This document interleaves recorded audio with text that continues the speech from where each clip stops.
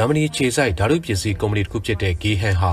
အရှေ့လယ်ပိုင်းစစ်ပွဲကြောင့်စီးပွားရေးကိုတိုက်ရိုက်ထိခိုက်နေတဲ့ကုမ္ပဏီတွေကတစ်ခုဖြစ်လာပါတယ်။စွမ်းရည်ကားကနေစပြီးကုန်ကျန်းတိဈေးတွေမြင့်တက်လာတာကြောင့်ကုန်ကျစရိတ်တွေတက်နေပါတယ်။ကုမ္ပဏီ CEO Martina Neiswanker ကတော့သူတို့လုံနိုင်တဲ့နီးလန်းတွေနဲလာနေပြီလို့ပြောပါတယ်။ At the moment လက်ရှိမှာတည်ယူပို့ဆောင်ရေးဈေးတွေကလည်းတက်နေတယ်။အာရှကတင်သွင်းတဲ့ကုန်ကျန်းစရိတ်တွေကလည်းတက်နေတယ်။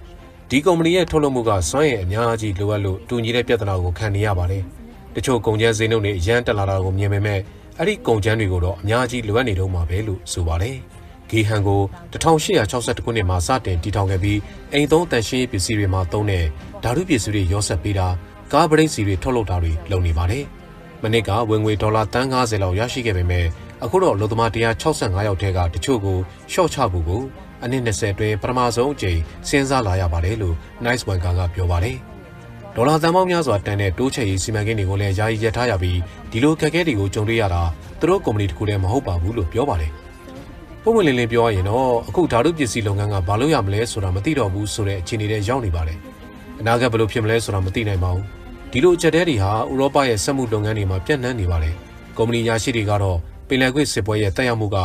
ရောပမှာပိုကြီးမားနေတယ်လို့ပြောဆိုနေကြပြီးစွမ်းရည်စည်းနှုန်းတွေကငကိုကလေးကကမ္ဘာအခြားဒေသတွေထက်စားရင်ပိုမြင့်နေပြီးသားဖြစ်နေလို့ပါ။ Neiswanker ကတော့အရေးပေါ်စည်းဝေးတွေနေတိုင်းလုပ်နေရပြီးစိတ်ဖိစီးလို့လက်ဝဲအိတ်ကိုထိုးနေရတယ်လို့ပြောပါတယ်ခင်ဗျာ။